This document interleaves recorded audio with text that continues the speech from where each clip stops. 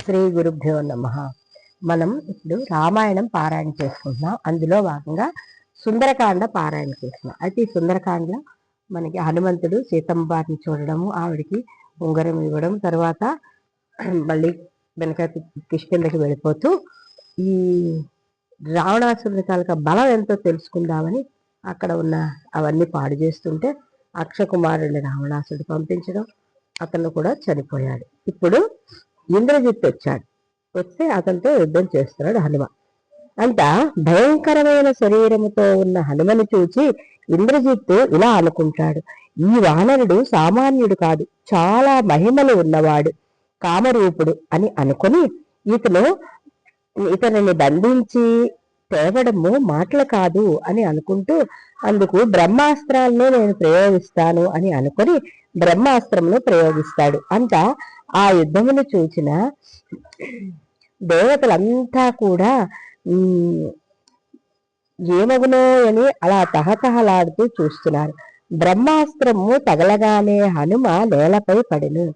బ్రహ్మ, వాయువు, ఇంద్రుని దేవతలకు నమస్కరించుకొని బ్రహ్మను స్మరించగానే బ్రహ్మాస్త్ర బంధనములను విడుదల చేస్తుంది. అయినా కూడా పట్టుబడిన వాని వలె హనుమ కన్నులు మూసుకొని అలాగ పరుండెను. బ్రహ్మాస్త్రమును కట్టుబడిన వానరోత్తమును చూచి అసురులు తమకు లొంగెను అని అనుకున్నారు. ఈ వానరుడు తమకు లొంగెను అని అనుకున్నారు. రావణుని సైన్యము ఆ అసురులు అంతా కూడా దగ్గర చేరి హనుమంతుని నారచీరలతో తాళ్లతో బంధించి రావణ అంతఃపురమునకు తీసుకొని వెళ్ళారు. ఈ వానరుడు మన రాకుమారుని హతమార్చి లంకా నగరాన్ని నాశనం చేసి ఎంతో మంది దానవ వీరులను కూడా మట్టు పెట్టాడు. ఇతనిని వధించండి అని రావణుడు ఎర్రని కన్నులు చాలా ఎర్రబారగా కోపముతో గర్జన చేశాడు. అంతా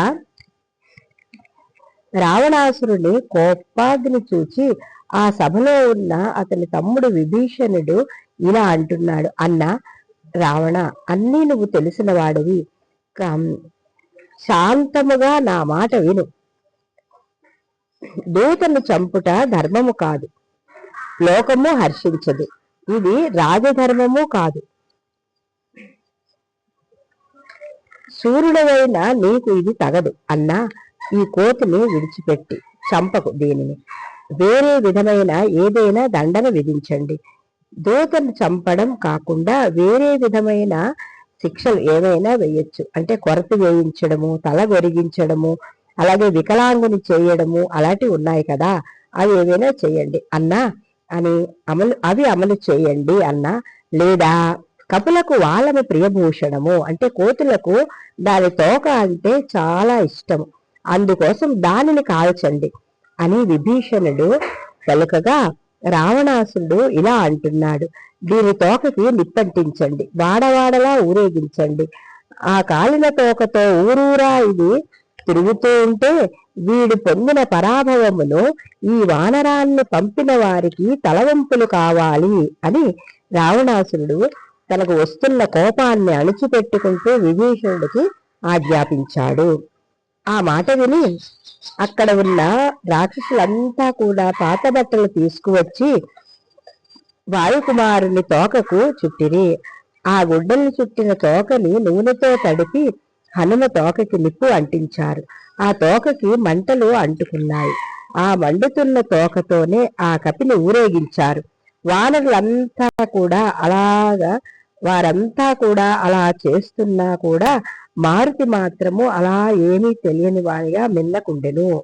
ఇది సమయం కాదు అని అలాగ ఊరుకొని అలా వారి వెంటే అలాగ సాగిపోయాడు హనుమంతుడు.